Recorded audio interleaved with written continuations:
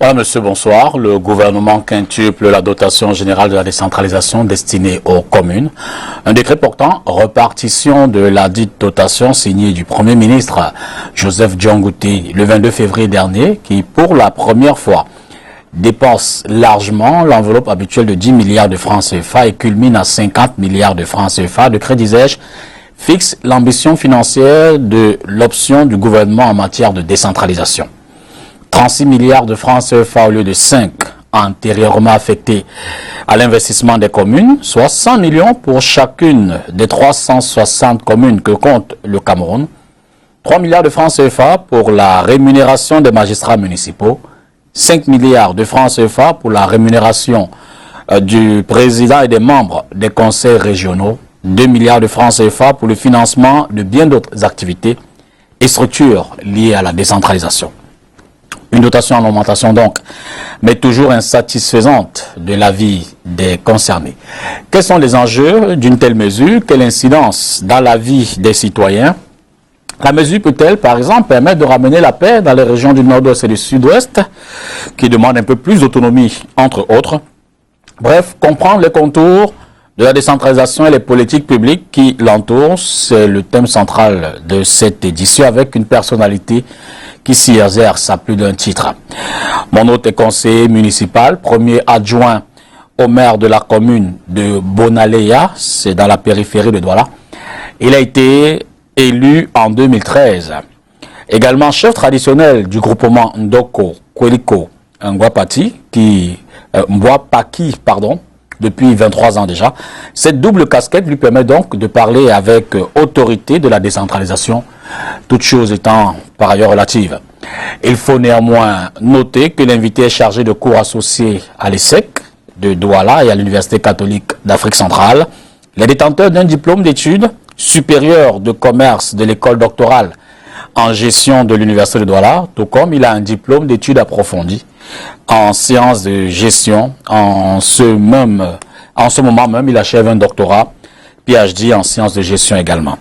Cadre supérieur de direction, chargé de la gestion des projets de la direction à la direction générale de Camerco. D'ailleurs, sur cette dernière casquette, on pourrait évidemment lui prendre une ou deux questions.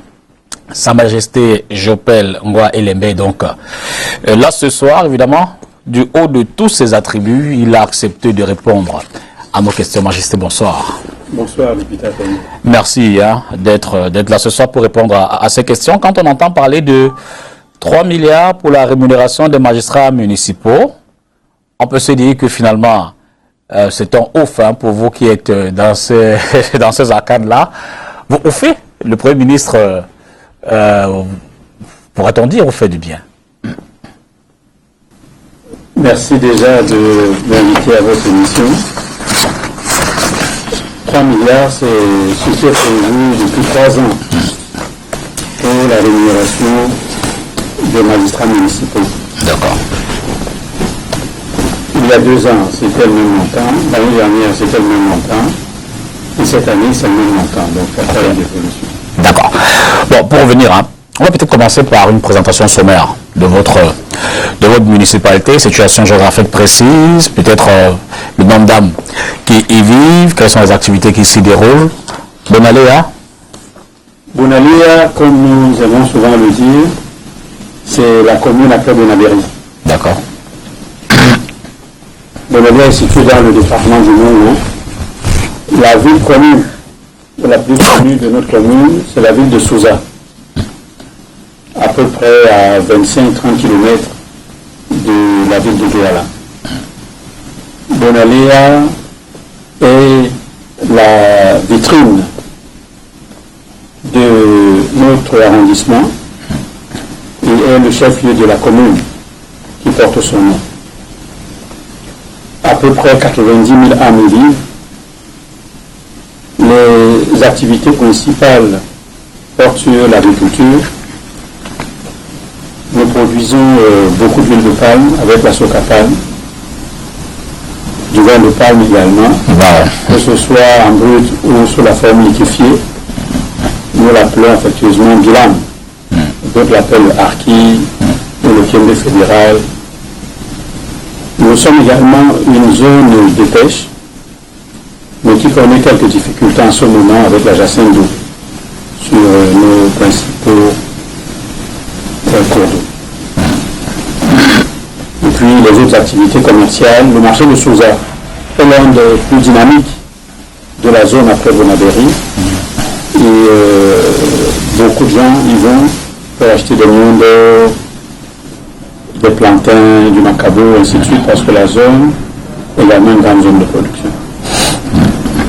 Alors sur la question de la Jacinthe, j'y reviens un moment, parce que c'est intéressant, d'autant plus que les questions environnementales se posent, ou alors pourraient se poser.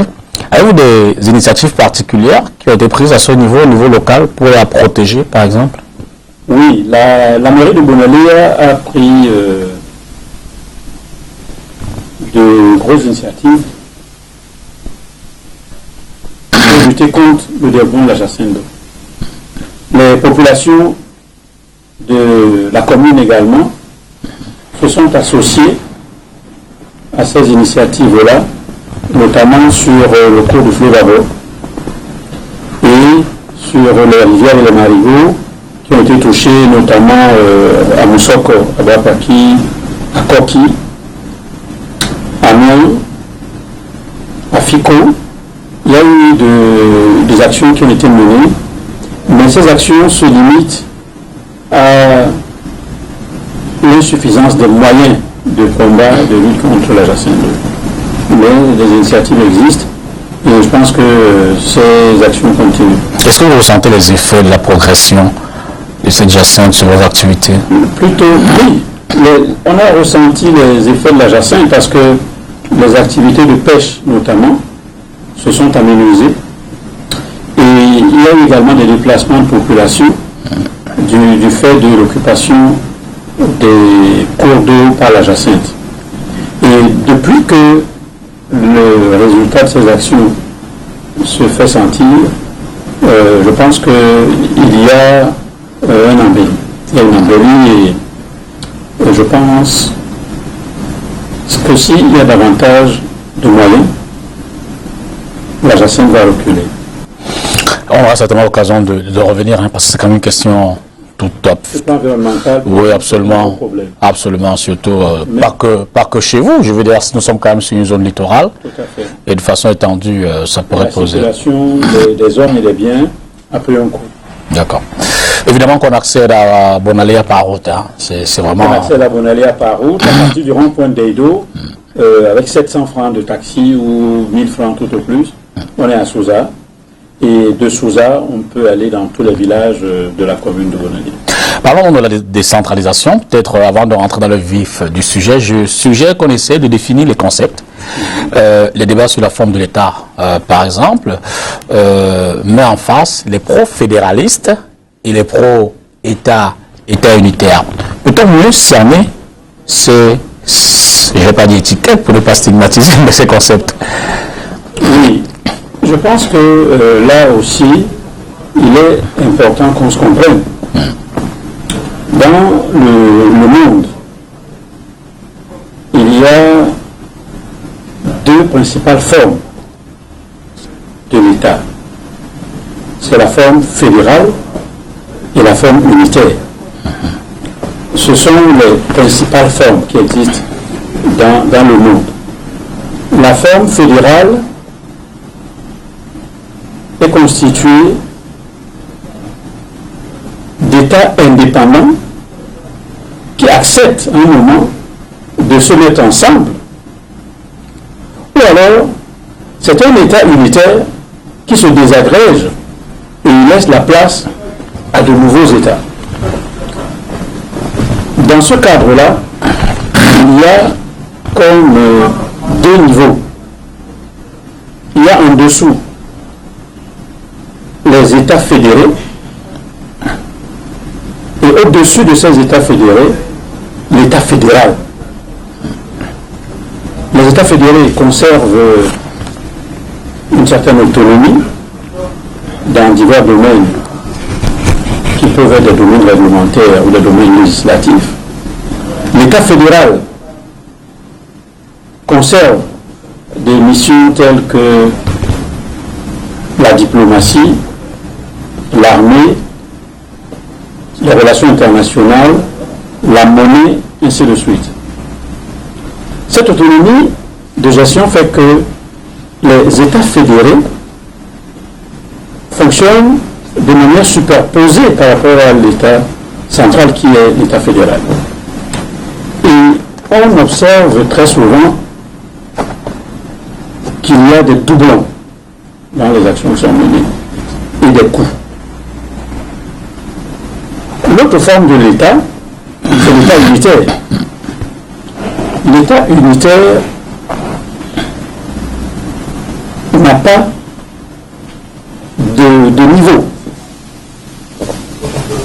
Il y a un gouvernement central qui administre le territoire pour l'ensemble. L'État unitaire peut être déconcentré, il peut être centralisé, il peut aussi être décentralisé. L'État unitaire centralisé, c'est l'État où le gouvernement central fait tout, décide de tout, organise tout. Dans le cadre de la déconcentration de l'État unitaire, l'État central délègue les missions et les pouvoirs à des personnes qui partent de l'État central pour travailler vers la périphérie. On parle donc de la délégation, c'est pour cela qu'il y a la délégation des enseignements secondaires, le délégué de la jeunesse et des sports, délégation régionale de l'administration, placée sous la délégation départementale, placée sous l'autorité d'un délégué, qui lui-même est sous l'autorité d'un directeur ou d'un ministre du pouvoir central. Nous sommes dans le cadre de l'État unitaire déconcentré. Il y a également il faut peut-être dire que le Cameroun l'a été pendant longtemps. On va reviendra dessus. D'accord. Parce que l'autre forme, c'est l'État unitaire décentralisé. Absolument.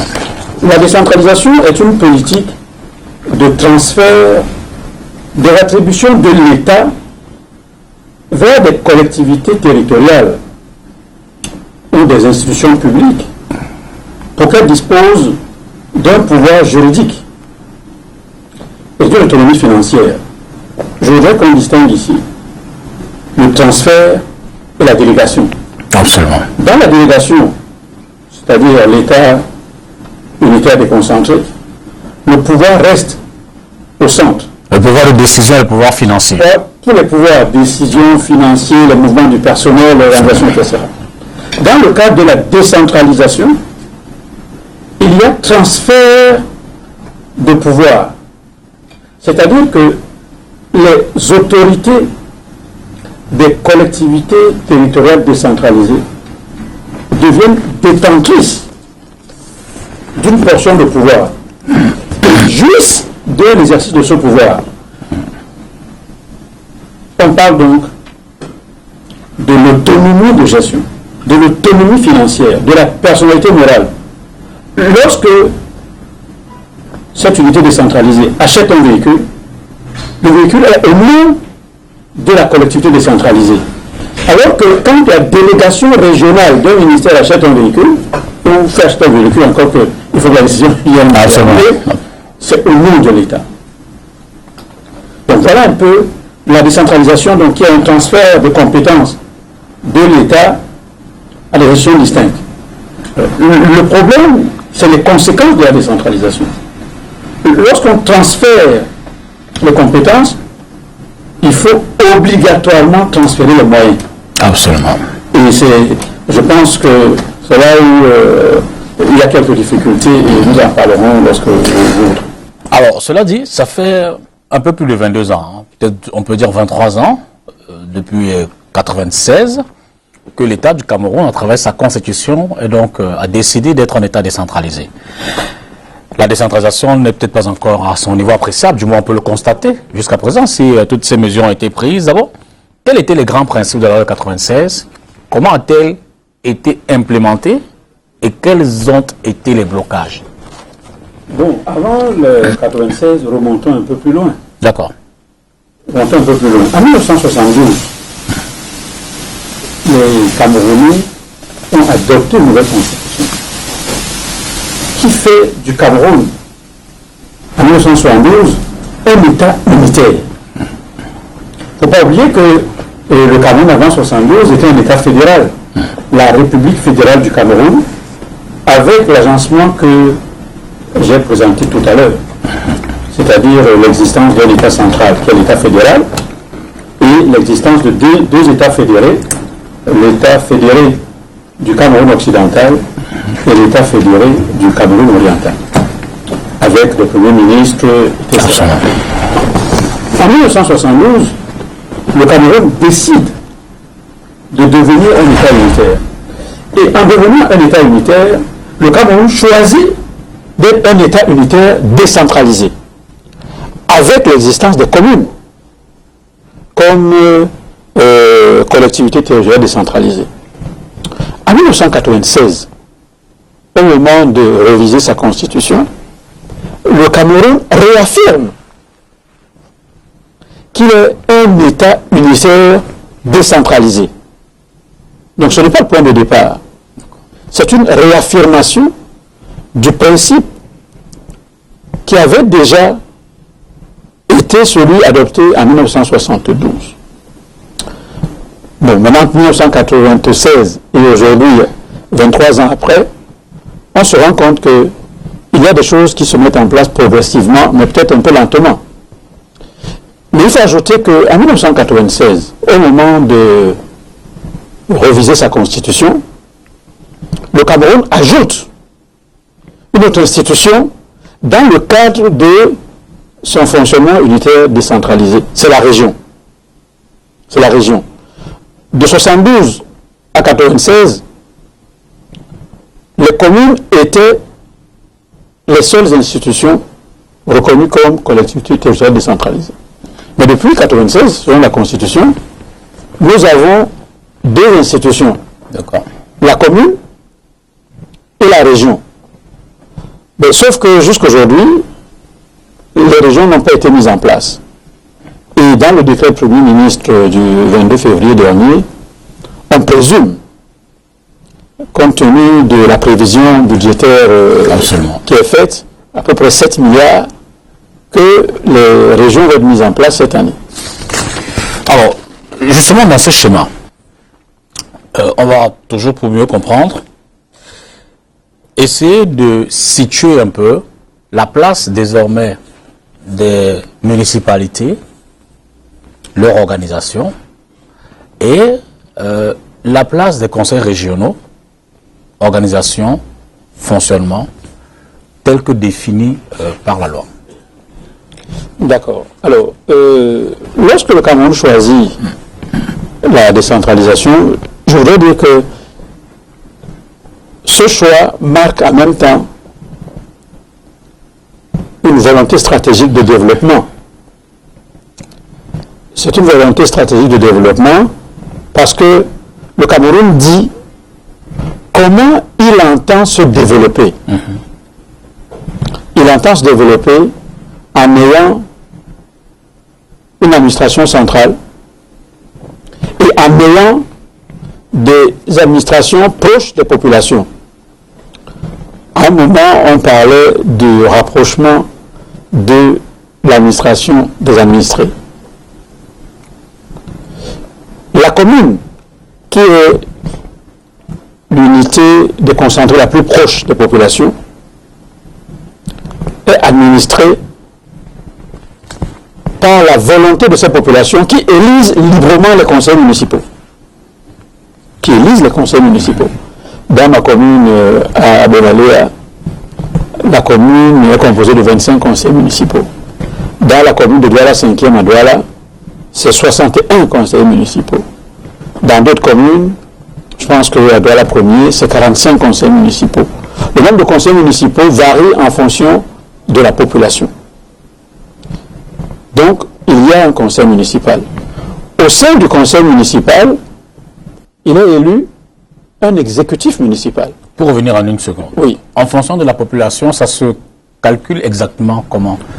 Alors, lorsque il y a le recensement général de la population, le gouvernement reçoit à travers ce recensement, les statistiques qui permettent de savoir quels sont les chiffres des populations par territoire. Et en fonction de ces chiffres, l'État central, je pense qu'à travers une décision soit du chef de l'État ou du chef du gouvernement, décide donc de comment sont répartis les conseils municipaux. D'accord. Alors, au sein du conseil municipal, on élit donc l'exécutif municipal. Et ça aussi, c'est fonction des effectifs. Dans la commune de Bonalea, une fois de plus, c'est un maire et 2 adjoints.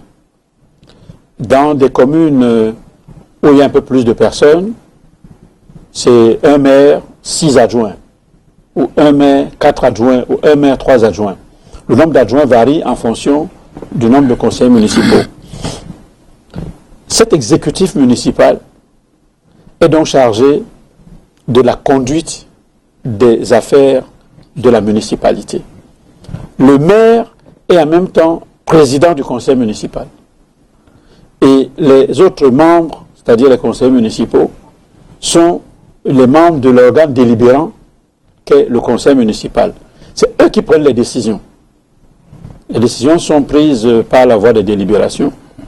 Et il appartient donc au maire de mettre en exécution les résolutions qui sont prises par la voie de ces délibérations. Le pouvoir central étant ici représenté par le sous-préfet. Le sous-préfet ne siège pas au conseil municipal. Non, je veux dire qu'en termes d'autorité, la plus proche, la tutelle. La tutelle, c'est le préfet. D'accord. C'est le préfet. Le sous-préfet n'est pas la tutelle des mairies. Il assiste les autorités municipales dans l'exercice de leurs fonctions, il les encadre, il peut conseiller, mais la tutelle sur le plan juridique et administratif, c'est le préfet, qui est la tutelle des collectivités territoriales décentralisées. Maintenant, l'organisation financière de tout cela. Alors, j'ai parlé de la mairie, il faudrait peut-être que je dise un mot sur la région. Oh, on y arrive, je préfère qu'on termine avec la mairie. D'accord. Voilà. Alors, sur le plan financier, la mairie a l'autonomie financière. La mairie collecte des recettes. La mairie collecte des recettes. Chaque année, le maire fait voter un budget. Et à la fin de l'année, il arrête un compte administratif qui est voté par le conseil municipal et qui est transmis aux autorités de tutelle. Donc, dans ce budget, le maire prévoit les recettes qui vont être réalisées. Les droits de place sur les marchés, les droits de permis de bâtir, les droits de stationnement, ainsi de suite. En fonction du dynamisme de la zone et de l'efficacité de l'équipe exécutive de la mairie, ces recettes sont donc réalisées. Mais à côté de cela, il y a la dotation que l'État central met à la disposition de la mairie. C'est de cette dotation qu'il a été fait cas tout à l'heure dans le décret du Premier ministre. Mais il y a également de plus en plus des fonds transférés. Les fonds transférés parce que le système de décentralisation du Cameroun, qui est un peu un système de désagrégation, fait que l'État central se dessaisit d'un certain nombre de missions liées à ses compétences pour les transférer aux communes. Et ce qu'on constate aujourd'hui, c'est que l'État central, ce qui est d'ailleurs une petite entorse, continue de décider de la dévolution des moyens qui sont ainsi transférés aux communes, alors qu'il suffisait de véritablement transférer et les compétences et les moyens financiers à la commune. Donc quelquefois, qu'est-ce que nous voyons? On nous dit, on vous a transféré la mise en place d'un abattoir et c'est déjà décidé que cet abattoir va être construit par tel, ce sera d'ailleurs payé tel jour. Votre rôle en tant que mairie, c'est de nous dire si l'abattoir a été réalisé ou pas.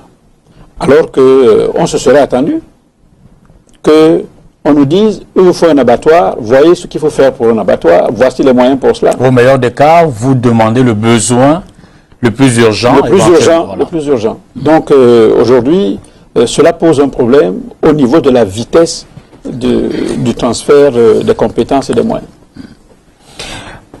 Et maintenant, s'agissant des ressources, seulement concept, est-ce que la mairie, est-ce qu'au niveau local, le conseil municipal, le maire, peut décider d'un certain nombre de cadres ou d'employés dont il a besoin? Peut-il décider de leur recrutement, ou alors à ce niveau-là également, il y a une décision qui... La réalité, c'est que ce n'est pas possible. C'est ça la réalité. Maintenant, Mais c'est quand même prévu. Oui, mais j'explique. Ah d'accord, pardon. J'explique. Lorsque le maire veut recruter du personnel, il fait sa fiche de besoin, il passe par le conseil municipal. Le conseil municipal donne son point de vue. Mais il faut l'autorité de la tutelle, il faut l'autorisation de la tutelle. Dans les textes, on dit que cette autorisation ou l'accord de la tutelle doit être un accord a posteriori, etc. Mais dans les faits encore, on constate que il faut que la tutelle valide pour que le maire procède au recrutement. En ce moment, ce n'est pas encore le cas. Mais ce qu'il faut dire ici aussi, c'est que en tant que autorité municipale, lorsque l'État central nous transfère des compétences, nous souhaiterions qu'on nous transfère également les hommes. Et il y a beaucoup de personnel dans les unités déconcentrées de l'État, les délégations départementales, les délégations provinciales, etc., alors qu'il n'y a pas de personnel dans les mairies, les personnels qualifiés. Aujourd'hui, pour parler de la politique scolaire dans une mairie, il n'y a pas de personnel qualifié. Pour parler de politique sanitaire de la mairie ou d'hygiène, il n'y a pas de personnel qualifié. Ces personnels sont dans les délégations d'arrondissement de la santé, mais ne sont pas clairement transférés aux mairies. Et c'est une proposition. Il faudrait que cela soit, en transférant les compétences, il faut transférer les moyens humains. Parce qu'on parle plus d'argent. On parle d'argent, on n'a pas transféré l'argent. Mais même si on transfère l'argent, qui va gérer cet argent? Aujourd'hui, lorsque vous regardez les problèmes de fiscalité locale, on dit que la mairie gère la fiscalité locale. Mais combien d'agents techniques de fiscalité on trouve dans les mairies? Ces agents sont dans les unités déconcentrées de l'État. Quelquefois, travaillent subrepticement pour la collectivité territoriale, alors qu'on s'attendrait bien que ces personnes soient définitivement transférées aux communes qui doivent devenir de vraies entreprises de production. Ce qui n'est pas le cas pour l'instant. À côté de cela, il y a des communes dont le régime est un peu spécial. Et on voit l'apparition des communautés urbaines au-dessus. Oui, les communautés urbaines, je pense que ce concept fait couler beaucoup d'encre. Absolument. Mais le Cameroun n'est pas le seul pays à avoir les communautés urbaines. Si nous prenons le cas du pays de référence que nous aimons souvent citer comme la France, il y a des communautés urbaines. Les communautés urbaines peuvent ressembler à l'agrégation de communes qui mettent ensemble leurs problèmes et qui veulent les régler de manière collective. Alors, aujourd'hui, lorsqu'on regarde à Douala, ou à Limbé, ou à Garoua, ou à Bafoussam, en tout cas dans les villes où il existe des communautés urbaines, on se rend compte qu'il y a des problèmes qui sont des problèmes transurbains, qui ne peuvent pas être laissés à la gestion d'une seule commune urbaine d'arrondissement. Mais je sais que ce n'est pas là que le problème se pose. Les gens posent plus de problèmes de l'administration de la communauté urbaine. Les gens ne disent pas que non, la communauté urbaine, c'est une mauvaise chose. Les gens disent oui, mais pourquoi on nomme le délégué de gouvernement? Je ne sais pas si c'est un véritable problème. Je ne sais pas si c'est un véritable problème, parce que il s'agit ici de la compétence managériale. Est-ce qu'on devient compétent parce qu'on a été élu et on est incompétent parce qu'on a été nommé? Ça, c'est un sujet qui peut être débattu. Ce n'est pas parce qu'on a nommé quelqu'un, délégué de gouvernement, qu'il est subitement incompétent. Il faut dire que dans l'architecture du fonctionnement des communautés, des collectivités territoriales décentralisées, dont les collectivités urbaines, l'organe délibérant, c'est les conseils municipaux. Et dans les communautés urbaines, il y a la notion de grand conseiller. Chaque commune urbaine d'arrondissement désigne des personnes qui vont la représenter au sein du conseil de la communauté. Ces personnes sont des personnes élues.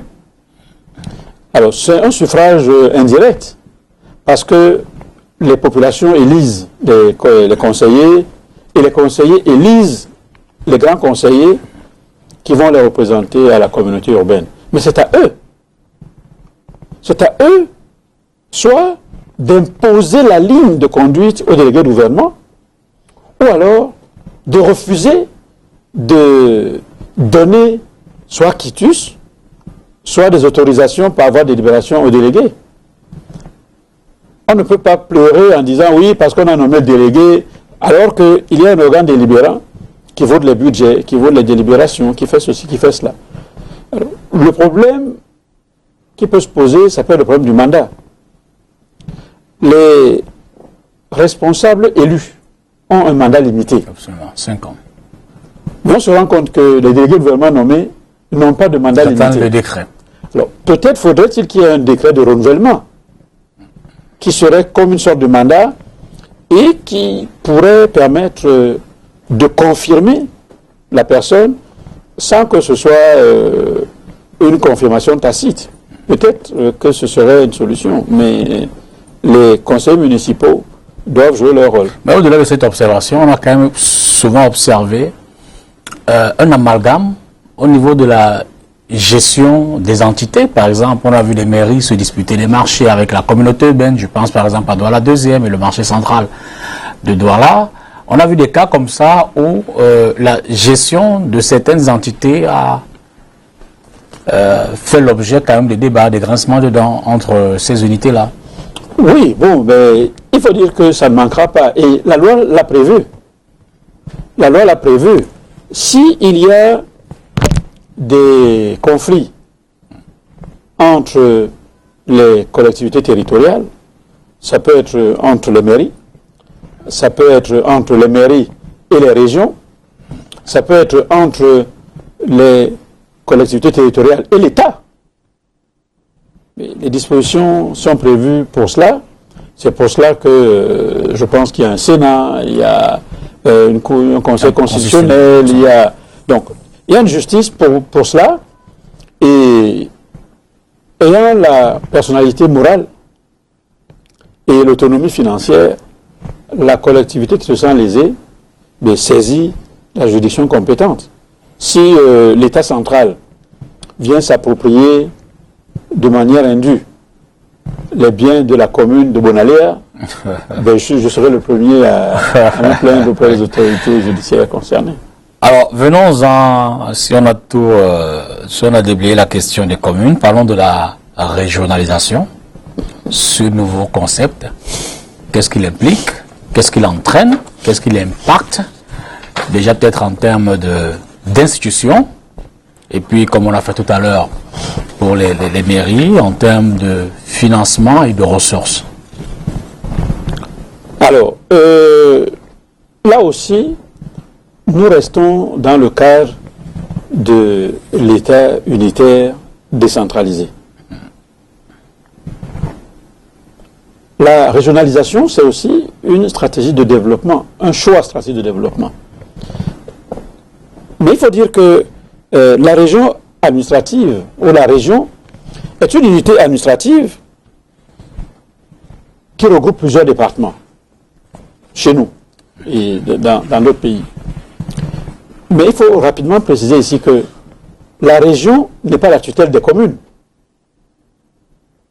La commune est une unité, une collectivité à part, et la région est une collectivité à part. Le président de la région n'est pas le patron des maires. Chaque maire est le patron de sa commune et le président de la région, le président du conseil régional, va diriger le conseil régional. Alors, au niveau de la région, il s'agit du transfert par l'État d'un ensemble de compétences à rayon régional. À la région, on peut reconnaître un certain nombre de spécificités, qui sont d'abord des spécificités géographiques, parce que la région, c'est d'abord un territoire. Mais ça peut être des spécificités culturelles, ça peut être des spécificités linguistiques, ça peut être des spécificités économiques. Et à ce moment-là, l'État permet à cette collectivité de gérer de manière spécifique les spécificités de son territoire. Et l'État va également donc lui transférer un certain nombre de moyens pour cela, comme on l'a dit tout à l'heure pour la commune. La région est gérée par un conseil régional composé de conseils régionaux élus. Et au sein du conseil régional, il y a donc un exécutif régional. Donc le président du conseil régional et les membres du bureau de la région. C'est pour cela que dans les transferts, dans le décret du Premier ministre, il a prévu 2 milliards de francs pour la rémunération des responsables régionaux. Et évidemment, ces conseils régionaux sont fonction également de l'immensité peut-être géographique, ou alors de l'importance des communes. Ça dépend de quoi? La composition du conseil? Chaque région administrative au Cameroun aura un conseil régional. Donc au Cameroun, il y aura 10 conseils régionaux. D'accord. Chaque région... constitué du même nombre de conseillers? Alors, on attend le décret du président de la République. Donc c'est pas encore finalisé. On a déjà dégagé les moyens, mais le décret d'application n'est pas encore... Il fixera le nombre de conseillers par région. Le choix des conseillers? Le choix des conseillers se fait par les populations. Le choix des conseillers se fait par les populations parce que nous sommes dans le cadre de la démocratie locale, qui est un principe de la décentralisation. Il faut favoriser, il faut intensifier la pratique de la démocratie locale et ce sont les populations de la région qui élisent leurs conseils régionaux. Maintenant, toutes ces modalités pratiques, est-ce qu'il y aura des candidatures indépendantes? Est-ce que c'est les partis politiques? Donc, je pense que nous saurons bientôt l'autorité qui a la charge de définir ces règles du jeu va certainement le faire bientôt. Évidemment qu'il y aura un espace réservé, par exemple, les chefs traditionnels locaux, les conseillers venant dans la composition de la région. Nous en saurons davantage. Donc on peut dire que le processus, peut-être pas bloqué, mais n'est pas encore définitivement implémenté. Le processus n'est pas bloqué. Le processus est continu. Et je pense que il y a quand même des signaux. Il y a des signaux. Le décret du Premier ministre du 22 février dernier, qui prévoit déjà des allocations financières pour la régionalisation, nous indique que c'est un processus qui va s'achever bientôt. Avant peut-être qu'il n'aboutisse définitivement, qu'est-ce qu'elle apporte en plus la région dans ce dispositif? Alors, dans ce dispositif, il y a un rapprochement de l'administration des administrés. Alors, aujourd'hui, tout se fait au niveau central. Tout se fait au niveau central. La plupart des choses qui peuvent se faire à Douala ou à Konsamba ou à Bafoussa se font à Yaoundé. Il faut dire qu'à un moment même, pour faire un passeport, il fallait aller à Yaoundé. Cela a été déconcentré, c'est encore revenu à Yaoundé, ainsi de suite. Pour obtenir l'accord de faire passer telle ou telle chose à tel endroit, il faut aller à Yaoundé. Et cela pose un problème au niveau du développement local. Cela pose un problème au niveau du développement local. Je pense que les hommes politiques débattent de ces sujets sur le plan politique, mais il est important que des gestionnaires de terrain que nous sommes au niveau des collectivités puissions dire qu'il est impératif que les centres de décision se rapprochent des bénéficiaires des dites décisions.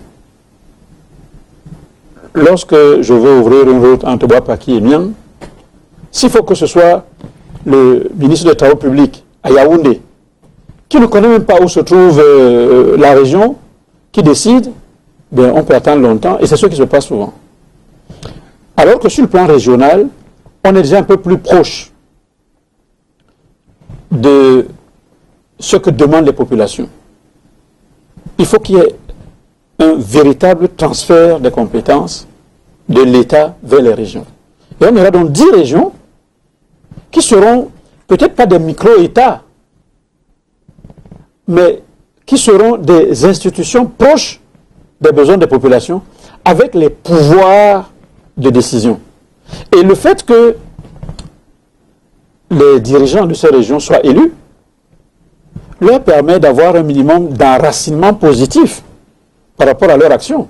Ils ne seront pas dans la peur d'être changés demain ou après-demain. Ils savent qu'ils sont là pour un mandat qui va s'achever à telle période, et les populations ont la possibilité de les sanctionner par leur vote. Ce qui se passe aujourd'hui, c'est que le délégué, par exemple de la pêche du littoral, il ne sait pas où se trouve le fleuve Abo. Il sait qu'il est là, délégué de la pêche, jusqu'à la fin des temps. Mais le conseiller régional en charge de la pêche, qui sera élu, sera obligé de faire avancer la pêche, parce que dans 5 ans, il reviendra vers ses électeurs. Donc cela va apporter quelque chose, véritablement. Cela va apporter quelque chose. Et ceux qui ont pensé en 1996 qu'il faut mettre les régions ont bien pensé. Et je pense que ceux qui doivent rendre effectif ce principe-là doivent également se presser pour que ça se fasse. À partir de là, comment peut-on donc décrypter le décret du Premier ministre du 22 février dernier? Mais le décret du Premier ministre du 22 février dernier, moi je pense qu'il n'est pas différent des décrets du Premier ministre de février 2018 ou de 2017. C'est une logique. C'est une logique. La loi dit que par décret, il faut fixer la dotation générale. Et par décret, la dotation est fixée. Donc c'est une logique. Le Premier ministre Yann Philémon l'a fait, le Premier ministre John Gauthier le fait, et c'est une continuation. Il n'y a pas c'est pas quelque chose de nouveau. Pas quelque chose de nouveau. Et si vous regardez bien, ces décrets sont signés pratiquement tous les mois de février. Parce que le même décret prévoit que les personnes qui ont eu en charge la gestion des fonds prévus dans le cadre de ces dotations doivent rendre compte au plus tard à la fin du mois de janvier. Donc, fin janvier 2019, les gestionnaires ont rendu compte de la gestion de 2018. Et février 2019, le Premier ministre prend un décret pour la dotation générale 2019. C'est pas, il n'y a pas de... Alors, dans le nouveau concept, en termes de gestion des ressources, vous parlez tout à l'heure d'un mode qui serait simple, mais je veux dire que concrètement, est-ce que ça pourrait se faire comme vous l'envisagez, c'est-à-dire que les ressources seront-elles désormais affectées dans les mairies ou les mairies vont librement les recruter? Alors, il faut déjà comprendre une chose. L'État ne fait pas cadeau aux mairies. Il n'y a pas de cadeau. Et d'ailleurs, quand on dit oui, chaque mairie va avoir 100 millions, non, je pense que c'est une caricature arithmétique trop simpliste. quand on lit le décret du Premier ministre, il est clairement dit que il est prévu 100 millions par mairie, mais ces 100 millions vont financer les projets qui sont maturés déjà au niveau des mairies. Et la maturation des projets, ce n'est pas une chose courante dans les mairies. C'est-à-dire qu'on a choisi de réaliser un projet, on l'a évalué, le projet a été monté, calé, bouclé. Il ne reste que le financement. Il faut donc que cela soit respecté. La deuxième chose, c'est que ces projets doivent figurer dans le livre des projets déjà validés par le ministère en charge de la décentralisation. C'est ce que dit le décret. Donc il ne s'agit pas de dire, oui, on va donner 100 millions demain aux mairies, et les mairies vont dépenser cet argent comme elles veulent. Non. Non. Il y a déjà des conditions, et ces conditions doivent être remplies. Donc c'est pas acquis. Ah, c'est pas acquis. C'est pas acquis. Il faut que les mairies maturent les projets, et amener les projets à maturation, c'est un exercice qui est important. Une fois que les projets sont en maturation, il faut qu'ils soient inscrits dans les listes du ministère en charge de la décentralisation. Alors, de façon concrète, donc, on peut dire que la décentralisation, elle avance. Ouf, bonjour, nous sommes soulagés pour la résolution de nos problèmes. Non. Non, on ne peut pas le dire. On ne peut pas le dire parce que si c'était le cas, personne ne se plaindrait. Bah, peut-être qu'on se plaint également parce que le rythme, l'avancée et tout le reste... Pas seulement le rythme et l'avancée, il y a même les conditions de l'avancée. Les conditions de l'avancée. Nous avons assisté il y a quelques semaines aux assises générales de la commune à Yaoundé. Fin décembre. Tous les maires, non, il y a ce mois de février. Oui, environ. Presque tous les maires du Cameroun y étaient. C'est la tutelle du ministre d'ailleurs de la décentralisation. La décentralisation, la cérémonie était présidée par le Premier ministre, chef du gouvernement lui-même, au début. Et les maires se sont prononcés. Les maires sont prononcés. Je pense d'ailleurs que le rapport général de ces assises va être publié bientôt, parce que c'est un document dense. Il y a encore beaucoup à faire. Les mairies existent depuis 1972, je vous l'ai dit. Mais quand on voit que près de 47 ans après, on est là où on est, on ne peut pas être satisfait. On ne peut pas être satisfait. Et cette non-satisfaction interpelle tout le monde. Elle interpelle l'État central. Elle interpelle également les maires eux-mêmes et les conseils municipaux. Les conseils municipaux. Mais elle interpelle aussi les populations. Elle interpelle les populations. Les populations doivent, et on ne le dira jamais assez, s'inscrire sur les listes électorales, voter effectivement, suivre le travail qui est fait sur le terrain par leurs conseillers municipaux, les sanctionner le cas échéant. Il faut que les autorités municipales aussi prennent leur rôle au sérieux. Quand vous assistez à certaines séances du conseil municipal, vous vous posez des questions. Est-ce qu'il faut forcément élire des gens populaires dans les conseils municipaux au détriment des personnes capables d'apporter une certaine dynamique de développement à la municipalité? Faut-il élire comme maire ou comme adjoint au maire, en tout cas comme exécutif, simplement des personnes sur la base de leur popularité politique présumée? Est-ce qu'il ne faut pas mettre d'autres exigences de profil? Tout cela interpelle tout le monde. On a vu des cas où le maire peut à peine élaborer un plan de développement pour sa commune, où il peut à peine comprendre une loi fiscale, comprendre la peine, ainsi de suite. Il faudrait qu'on s'interroge. La mairie aujourd'hui, les collectivités territoriales décentralisées, la région demain, doivent être des instruments de développement. Elles doivent être gérées avec beaucoup de rigueur, mais par des personnes qui ont le profil requis. Mais quel est ce profil? La loi ne le dit pas. Et ce silence-là peut être nuisible. On ne va pas confier des milliards. Aujourd'hui, les communes gèrent des milliards. Il y a des entreprises qui ne font pas ça. Quand une entreprise réalise 1 ou 2 ou des milliards, elle est au régime des grandes entreprises avec une fiscalité particulière. Mais quand des mairies font des milliards, et bientôt elles feront davantage, on ne peut donc plus laisser ces instruments des mains inexpertes. On ne peut pas également dire oui, c'est des mains inexpertes. Qu'est-ce qu'on fait? Quand il a fallu que on gère les relations diplomatiques du Cameroun, on a créé l'IRIC, l'Institut des relations internationales. Quand il a fallu qu'on gère l'administration du Cameroun, on a créé l'ENAM. Quand il a fallu qu'on gère les cadres de la jeunesse et des sports, on a créé l'INJS.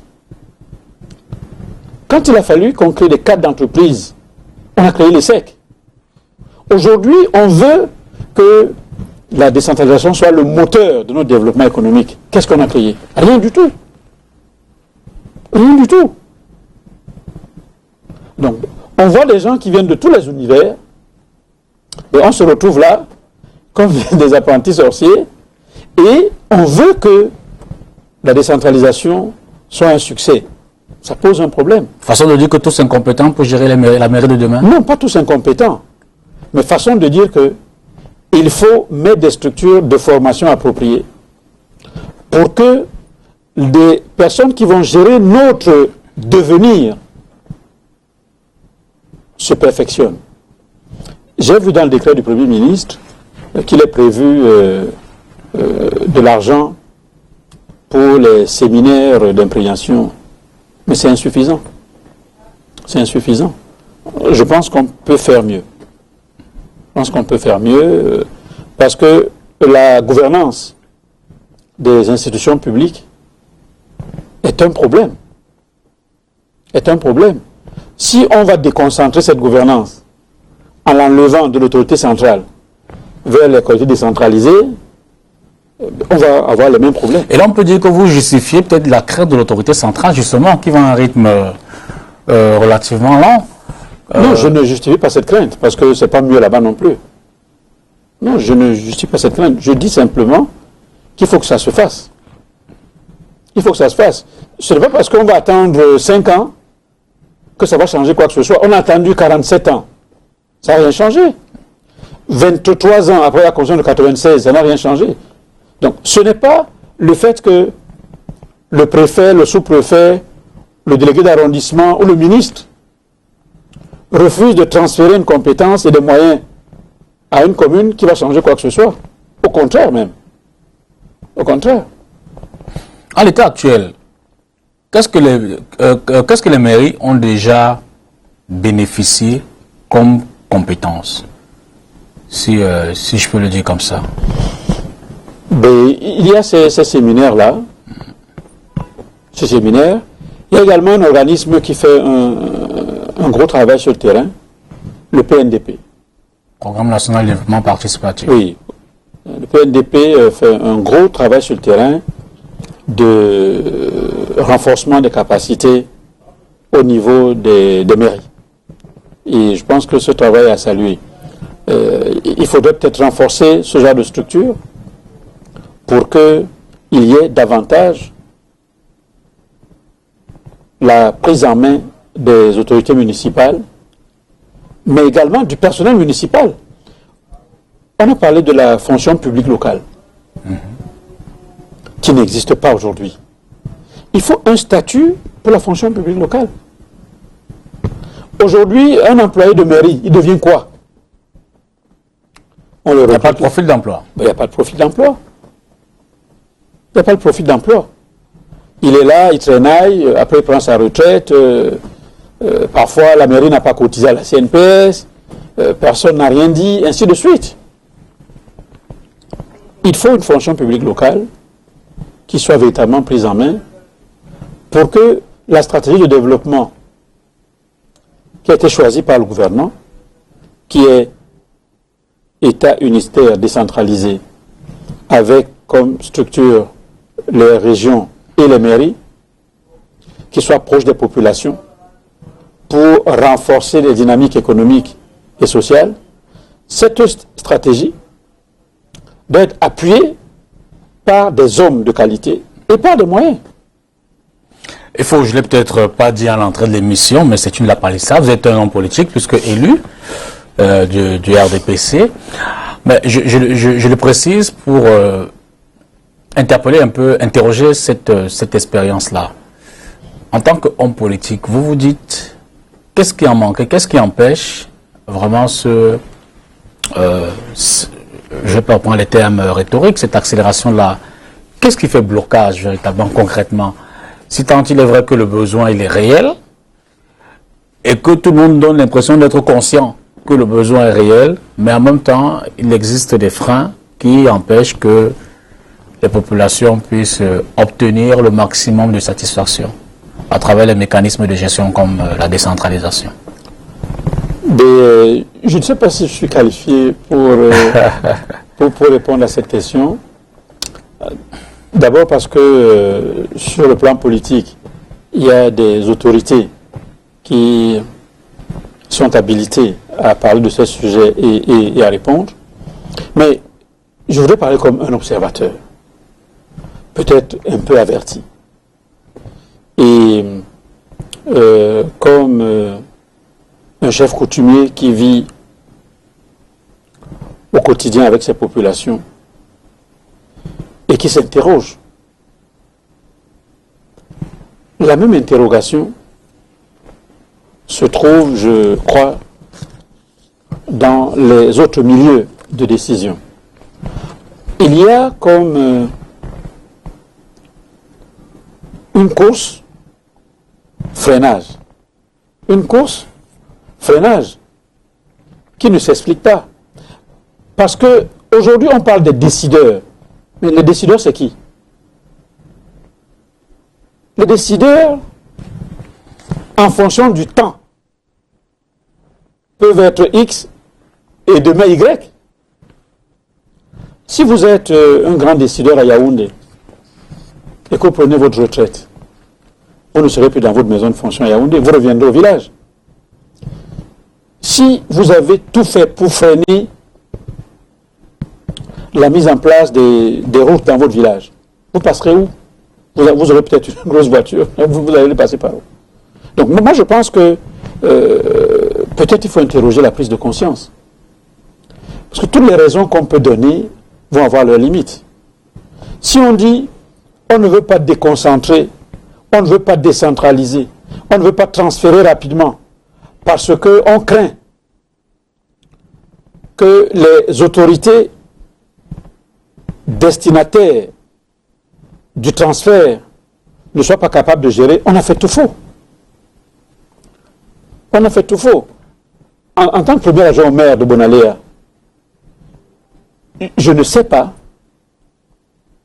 si j'aurais été différent selon que je sois inspecteur des douanes, inspecteur des impôts, des affaires sociales, ou premier adjoint au maire étant dans mon village. Donc je crois que c'est un faux problème. Le problème de oui, ils peuvent pas, ils peuvent. C'est sûrement qu'on peut parler de volonté politique.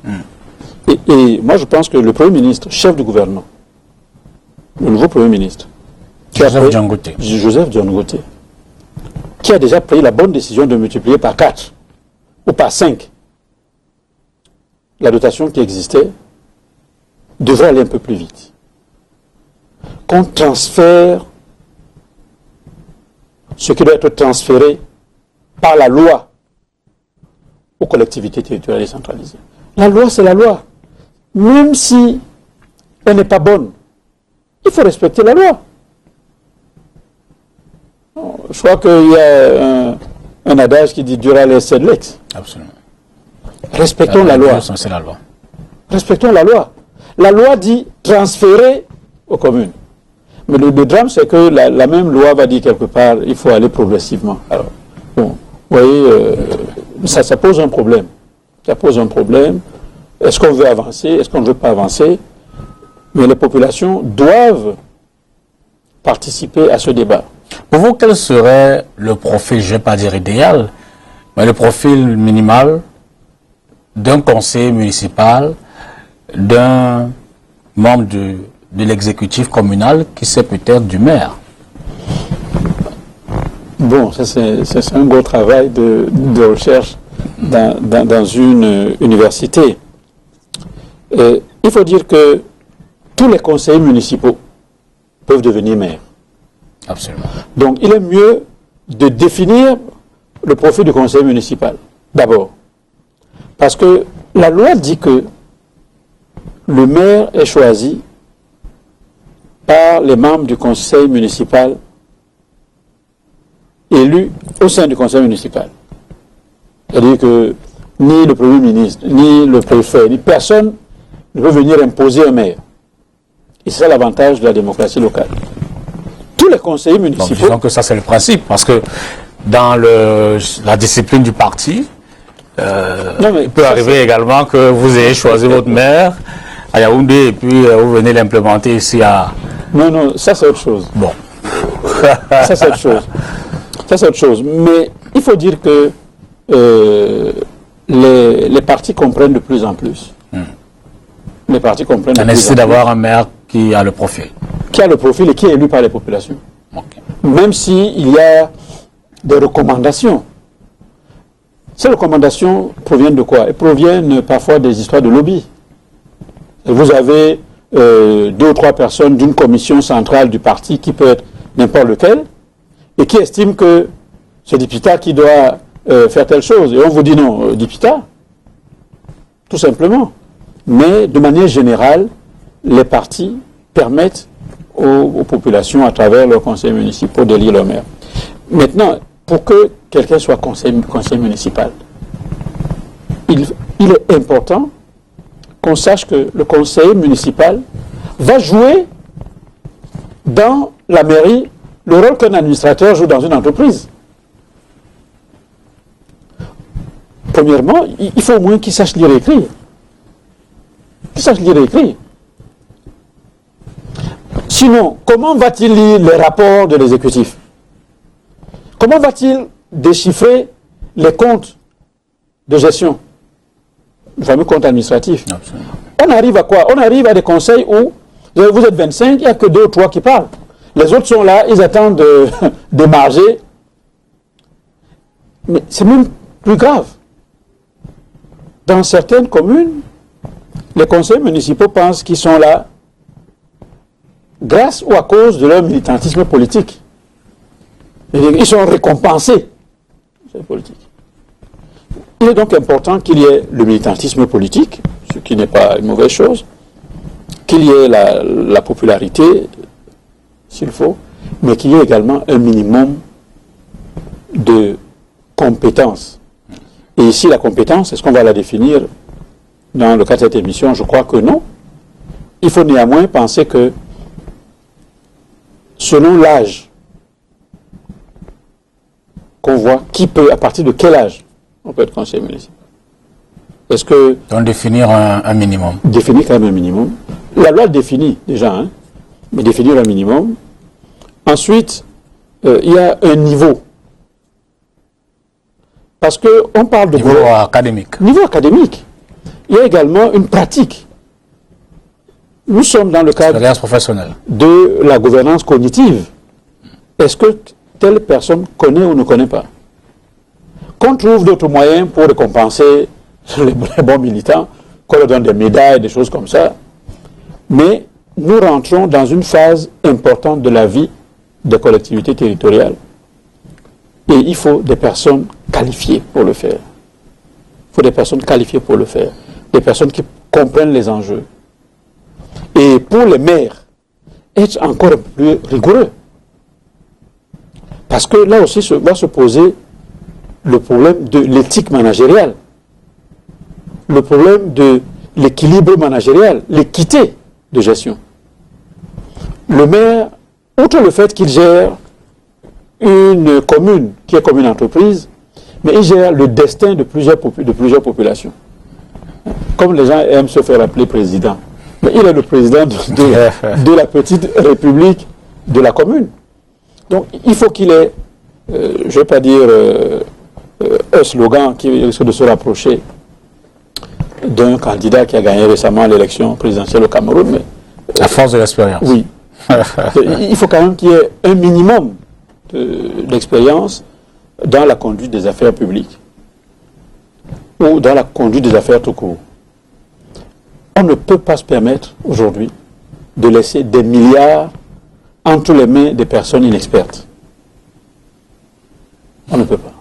Et de ce point de vue donc, fort de votre expérience, je l'ai dit, vous êtes au conseil municipal depuis 12 ans bientôt. Ouais. Depuis 12 ans, à Bonalea. Êtes-vous optimiste?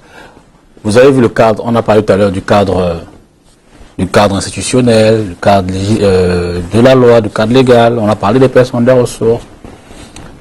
Voilà, la décision du Premier ministre est là, il y a eu la rencontre avec les maires et l'administration, le gouvernement.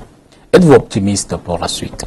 De façon, je fais dire sincère, non pas qu'on ne l'ait pas été jusqu'à présent. Je suis optimiste pour la suite. Je suis optimiste pour la suite. Cet optimisme s'appuie sur un certain nombre d'éléments. Le premier, c'est sur le plan organique et institutionnel. Quand vous voyez l'évolution, qui est peut-être un peu lente, hein, il y avait un ministère de l'administration territoriale et qui coiffait donc tout ce monde-là. Après, il y a eu un ministère de l'administration territoriale et de la décentralisation. Et aujourd'hui, il y a un ministère spécialement chargé de la décentralisation. Cette évolution est quand même une évolution qui marque une certaine volonté sur le plan des institutions qui doivent conduire et suivre le mouvement de la décentralisation. La deuxième chose, c'est les moyens. C'est les moyens.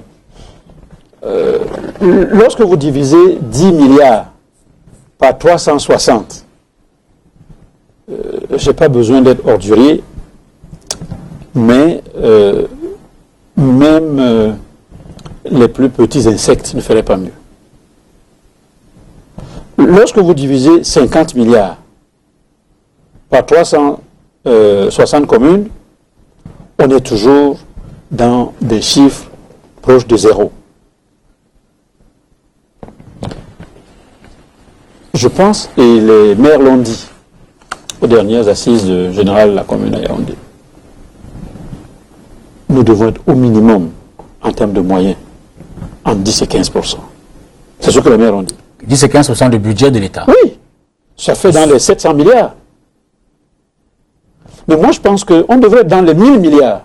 C'est le minimum, 1000 milliards. Pourquoi? Pour les 360 communes. 360 communes. Ça fera une moyenne de 2 à 3 milliards par commune. C'est une moyenne qui est une caractéristique de tendance centrale, hein, comme disent les statisticiens, mais qui se corrige. Parce qu'il y a des collectivités à régime spécial. Et puis, il y a des mairies qui ont plus de besoins que d'autres. Et il y a des mairies qui peuvent avoir un peu moins.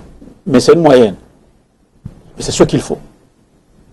C'est ce qu'il faut. L'État central, avec les 3800 autres milliards, a le loisir de faire les autres choses. Ce d'autant plus que ce n'est pas un cadeau.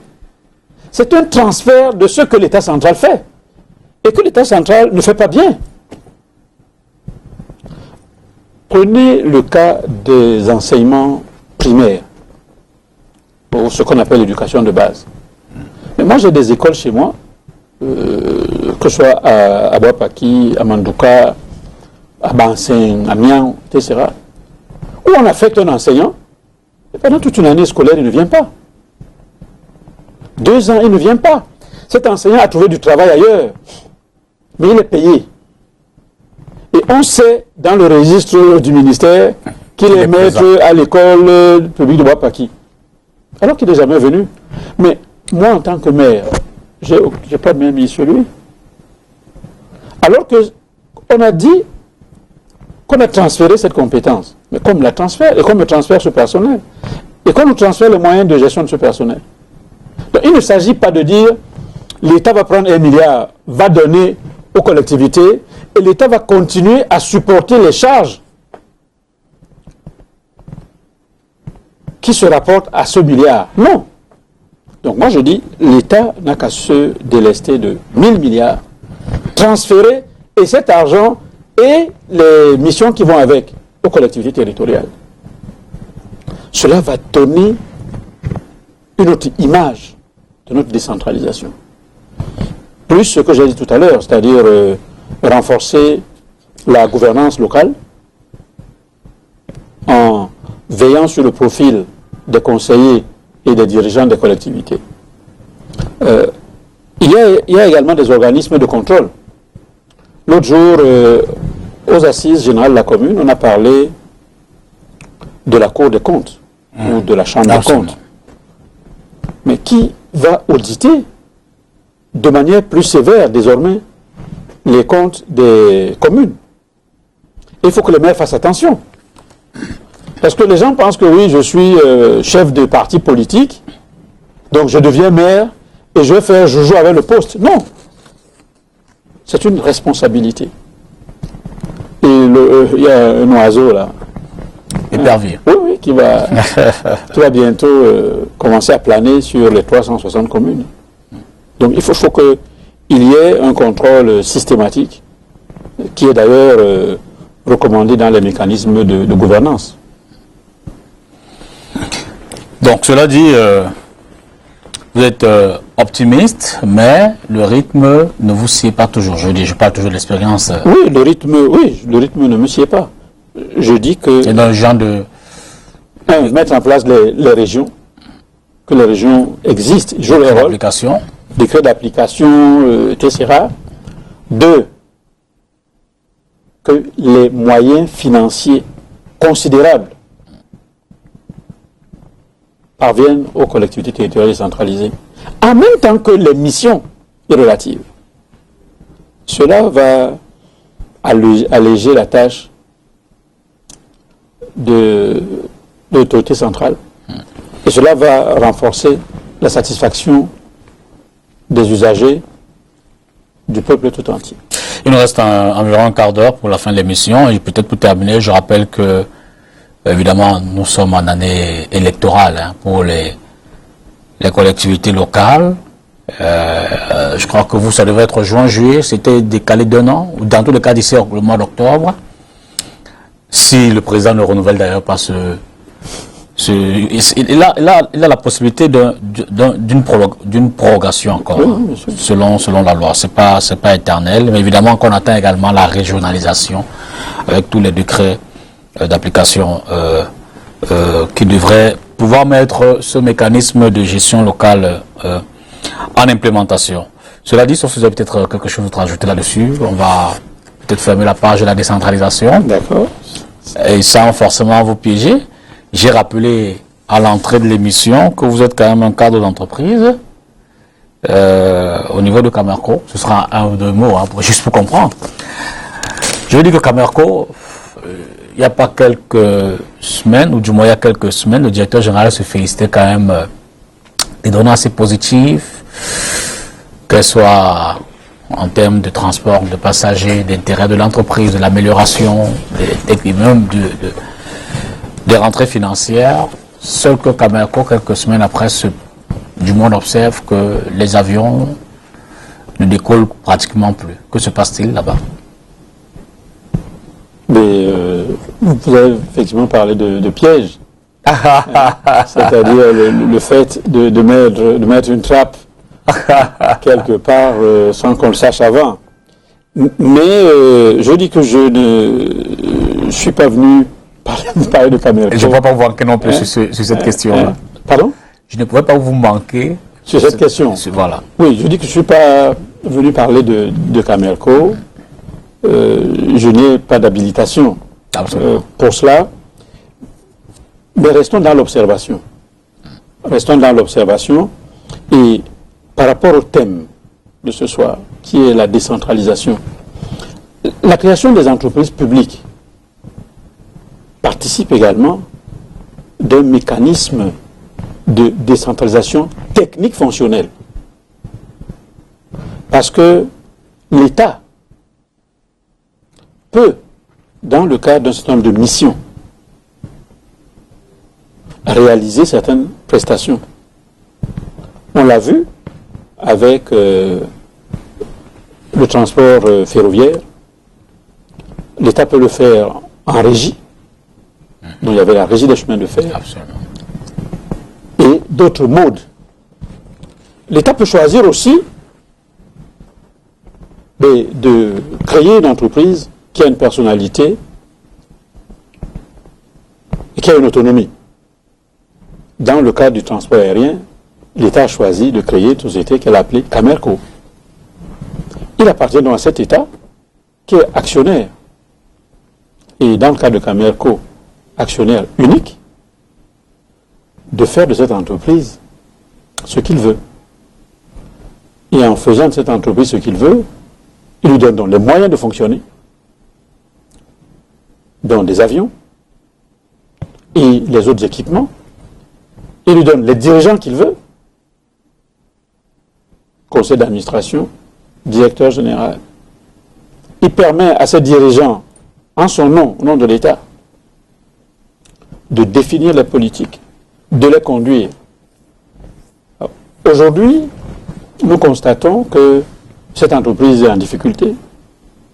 Et je pense que l'État, qui en est le propriétaire, est conscient et suffisamment conscientisé des difficultés à régler. Et cet État est en train de s'employer pour régler ces difficultés-là. Je voudrais préciser que ce n'est pas l'apanage de Camerco seulement. Une entreprise peut être en difficulté comme tout autre. Il importe de pouvoir relever ces difficultés et puis pouvoir les traiter. Ce qui se passe aujourd'hui, c'est que, étant dans un secteur marchand et sollicité, ben ça se sait, les gens veulent voyager, les avions ont des problèmes de maintenance. Une fois que ces problèmes vont être résolus, j'espère qu'ils seront bientôt, les avions reprennent l'envol. Mais il y a d'autres solutions alternatives, c'est-à-dire la location d'autres avions auprès des structures habilitées. Et je pense que c'est des voies qui sont en ce moment inspectées pour que ce problème soit réglé. Il le sera bientôt. Donc on sort de la phase trouble du vol. Non, on ne sort pas de la phase trouble du vol. Parce que le dire suppose qu'une fois le problème réglé, c'est une fois pour toutes. Non, il y a le quotidien, il y a un fonctionnement, et chaque fois qu'un problème se pose, il doit être résolu. Celui-là se pose, d'autres se sont posés par le passé. N'oublions pas que il y a quelques années, on n'avait pas d'avion. Il n'y a pas eu de magie. Il y a eu une volonté qui a été accompagnée par des actions et l'activité a repris normalement. Il y a d'ailleurs un adage qui dit que c'est pas tomber qui est important. C'est qu'est-ce qu'on fait quand on est tombé qui est important. Donc, on fait face à des difficultés. Il appartient à toutes les parties prenantes de coopérer pour qu'on puisse les résoudre. Mais pour rester peut-être le cas des généralités, c'est finir peut-être l'émission également avec cette question-là. Vous qui êtes d'ailleurs depuis un moment aussi, de façon structurelle, vraiment, quel est le problème avec Camerco? C'est l'actionnaire unique? Faut-il recapitaliser l'entreprise et associer d'autres partenaires pour lui donner un souffle nouveau? Je ne sais pas s'il faut interroger le management de l'entreprise qui n'en est pas la première expérience depuis que Camerco a été mis sur pied. structurellement, qu'est-ce qui fait problème? Mais je pense que cela mérite aussi une émission. Cela mérite aussi une émission, et puis je me ferai le plaisir à ce moment-là. Parce que sinon, qu'est-ce que ça va donner?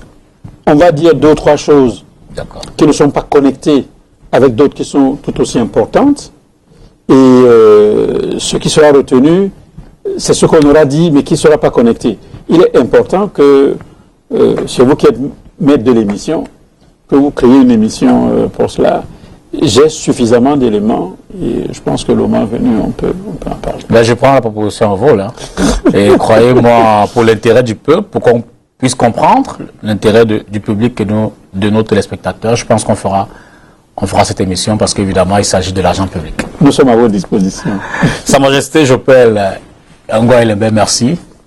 Merci d'être venu nous édifier sur les questions de décentralisation. On aurait peut-être pu également parler du rôle des chefs traditionnels, désormais dans la régionalisation, mais le décret, comme vous le dites, d'application va certainement nous édifier davantage. Merci beaucoup. Et bon retour à Boapaki, à Bonaléa, auprès de vos populations. Merci. Merci à vous, mesdames et messieurs. Je crois qu'il est important et intéressant de essayer de décrypter cette autre mode de gestion des collectivités locales, les municipalités, comme l'a voulu la Constitution du Cameroun, les rôles des uns et des autres, pour que définitivement chacun comprenne les enjeux. On était donc avec Jospin Ngoy Elebe, qui, comme vous le savez, est premier adjoint au maire de la commune de, entre autres, Casquette, de Bonaléa. Vous avez certainement pu avoir son CV à l'entrée de l'émission. C'est également un enseignant. On aurait pu lui prendre 1 ou 2 questions là-dessus, sur des questions de gestion économique, notamment au niveau des universités camerounaises. Bonsoir et à jeudi prochain pour une autre édition d'Entretien avec.